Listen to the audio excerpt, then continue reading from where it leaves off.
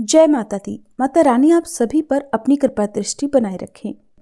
आज माघ गुप्त नवरात्रि का चौथा दिन यानी चतुर्थी तिथि है और आज के दिन बहुत ही शुभ योग बन रहे हैं, जिनमें सिद्ध योग सुबह 6:30 बजे तक रहेगा और उसके बाद सारा दिन साध्य योग रहने वाला है।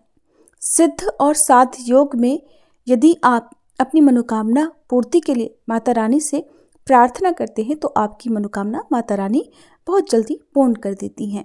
10 महाविद्याओं में से चौथी महाविद्या माँ भुवनेश्वरी देवी की पूजा गुप्त नवरात्रि के चौथे दिन की जाती है और इनकी जयंती भाद्रपद मास के शुक्ल पक्ष की द्वादशी तिथि को मनाई जाती है। ग्रहण का समय हो, रंगों का त्योहार होली हो या उजाले का प्रतीक दिवाली हो, महाशिवरात्रि, कृष्ण पक्ष और अष्टमी तिथि के दिन मुख्य रूप से माँ भुवनेश्वरी की पूजा की जाती है। पुत्र प्राप्ति की कामना से भी देवी भुवनेश्वरी की पूजा की जा सकती है। अपने नाम के अनुरूप ही ये देवी पूरे तीनों लोकों की स्वामिनी मानी जाती हैं। प्रकृति से संबंधित होने के कारण इन देवी की तुलना मूल प्रकृति से भी की जाती है। आद्या शक्ति भुवनेश्वरी स्वरूप में भगवान शिव के समस्त लीला विलास की सहचरी हैं, यानी कि सखी हैं। तो आइए आज सुनते हैं माँ भुवनेश्वरी की पौराणिक कथा। एक बार मधुकैटभ नाम के महादैत्यों ने पूरी पृथ्वी पर हाहाकार मचा रखा था। तब सभी देवगण मिलकर भगवान श्री हरि के पास गए और उन्हें अपनी निद्रा का त्याग करने के लिए उनसे हाथ जोड़कर प्रार्थना करने लगे ताकि वे जल्दी से अपनी निद्रा का त्याग कर मधुकैटभ को मारकर उन सभी की रक्षा कर सकें। भगवान श्री हरि ने तब इस प्रकार स्तुति किए जाने से अपनी निद्रा का त्याग किया और जागृत हुए। तब उन्होंने 5000 वर्षों तक मधुकैटभ नाम के दैत्यों से भयंकर युद्ध किया।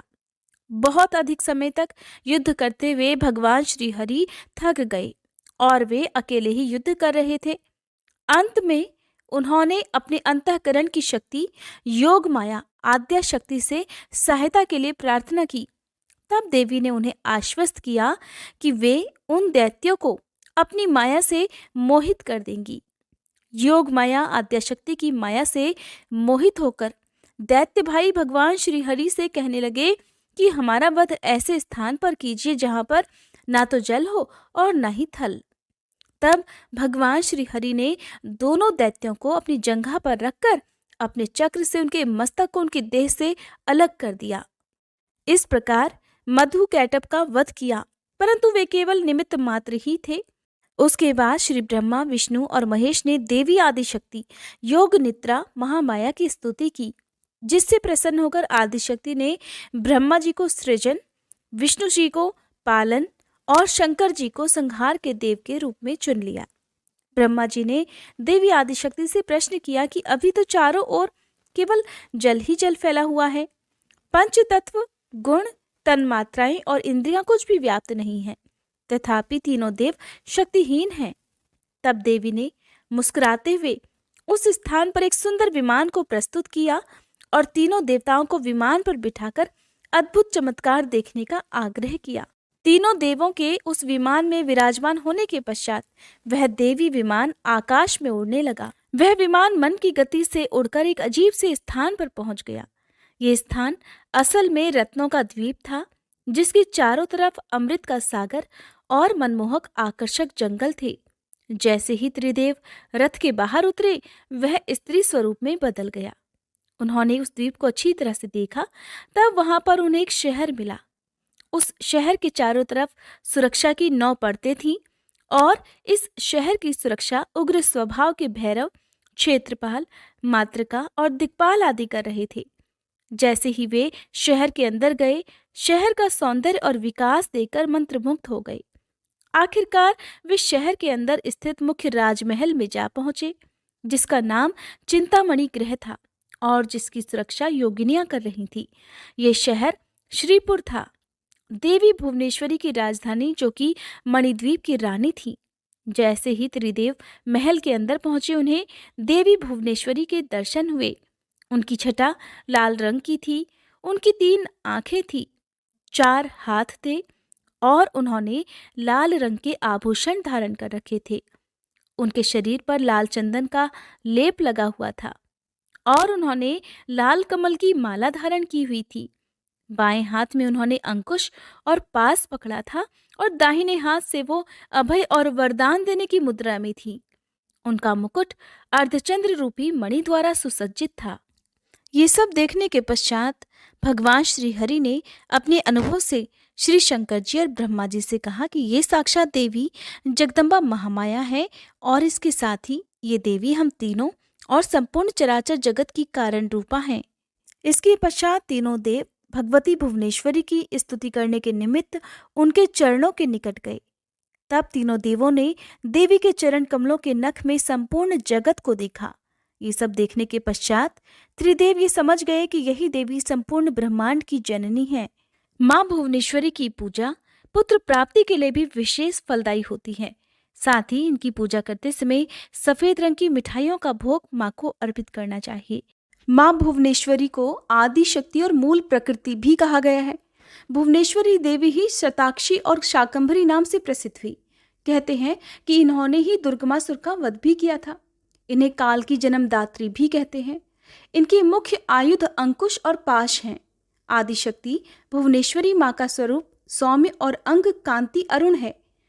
देवी भुवनेश्वरी के एक मुख 4 हाथ हैं।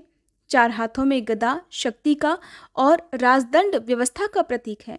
माला नियमितता और आशीर्वाद मुद्रा प्रजा पालन की भावना का प्रतीक है। आसन शासन पीठ सर्वोच्च सत्ता की प्रतीक है।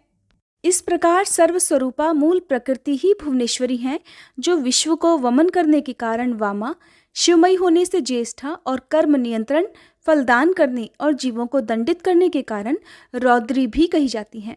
भगवान शिव का वाम भाग ही देवी भुवनेश्वरी कहलाता है। भुवनेश्वरी के संग से ही भुवनेश्वर सदाशिव को सर्वेश होने की योग्यता प्राप्त होती है। महानिर्वाण तंत्र के अनुसार समस्त महाविद्याएं भगवती भुवनेश्वरी की सेवा में सदा संलग्न रहती हैं। 7 करोड़ महामंत्र इनकी सदा ही आराधना करते हैं। महाविद्या भुवनेश्वरी की साधना करने के लिए सबसे पहले आपके पास देवी का कोई भी चित्र या यंत्र होना चाहिए या मूर्ति होनी चाहिए। अगर इनमें से कुछ भी नहीं तो आपके रत्न या रुद्राक्ष पर भी आप पूजा कर सकते हैं। घी का दीपक या फिर तिल के तेल का दीपक आप जलाएं। धूप अगरबत्ती जलाएं। बैठने के लिए कुशा का आसन या ऊनी आसन हो। जाप के लिए रुद्राक्ष की माला हो। एक आचमनी पात्र जलपात्र रखें। हल्दी कुमकुम चंदन अष्टगंध अक्षत पुष्प नैवेद्य के लिए मिठाई दूध या दूध से बनी कोई भी वस्तु फल जो भी मौसमी फल हो वो माँ को अर्पित करें। अगर ये सामग्री भी नहीं है तो केवल मानसिक रूप से इन वस्तुओं का भाव करके भी माँ का पूजन किया जा सकता है। सबसे पहले गुरु का स्मरण किया जाता है। ओम गुं गुरुभ्यो नमः। फिर आचमनी या चम्मच से 3 बार बाएं हाथ से दाएं हाथ में जल लेकर 3 बार आचमन किया जाता है, यानी कि हथेली पर रखे हुए जल को पिया जाता है। फिर चौकी पर पुष्प और अक्षत अर्पित करें। उसके बाद अपने आसन का स्पर्श करें। एक कलश में जल भरकर रखें और ओम कलश मंडलाय नमः इस मंत्र का जाप करें। अब दाहिने हाथ में जल पुष्प और अक्षत लेकर महाविद्या भुवनेश्वरी की पूजा का संकल्प लें। क्योंकि चौथे दिन माँ कूष्मांडा की पूजा का भी विधान है, तो ऐसे में आप जिन भी देवी की पूजा करें हाथ में जल पुष्प अक्षत लेकर इस प्रकार संकल्प लें। मन में इस प्रकार बोले। फिर अपना नाम, अपने कुल, अपने गोत्र का नाम और अपनी समस्या के निवारण हेतु या आपकी मनोकामना की पूर्ति हेतु इस प्रकार कहें कि आज मैं यथासंभव देवी भुवनेश्वरी की या माँ कूष्मांडा की पूजा अपनी खास मनोकामना पूर्ति के लिए कर रहा हूँ या कर रही हूँ, और इस प्रकार मेरी की गई पूजा को हे देवी आप स्वीकार कर मेरी मनोकामना पूर्ण करें या मेरी समस्या का निवारण करें। और फिर संकल्पित जल को देवी के चरणों में अर्पित कर दें। हर दिन की जाने वाली पूजा में जो भी देवी का दिन होता है उनका नाम लेकर और अपनी मनोकामना का, अपनी समस्या के बारे में कहते हुए आपको संकल्प लेना चाहिए। उसके बाद विधि विधान से महाविद्या भुवनेश्वरी की और माँ कूष्मांडा की पूजा की जाती है। व्रत की कथा पढ़कर सुनकर सबसे अंत में आरती करके और भोग लगाकर आपको क्षमा याचना करनी चाहिए, ताकि पूजा में की गई कोई भी गलती का दोष ना लगे। भोग में यदि कोई विशेष भोग आपके पास नहीं है तो केवल लौंग बताशा इनका भोग भी आप माँ को अर्पित कर सकते हैं। दिन भर उपवास रखें और शाम के समय यदि आपने पूरे उपवास रखे हैं तो एक समय फलाहार कर सकते हैं। ये थी आज की वीडियो। अगर जानकारी पसंद आई हो तो प्लीज़ वीडियो को लाइक शेयर और चैनल को अब तक सब्सक्राइब नहीं किया है तो सब्सक्राइब करना मत भूलिएगा।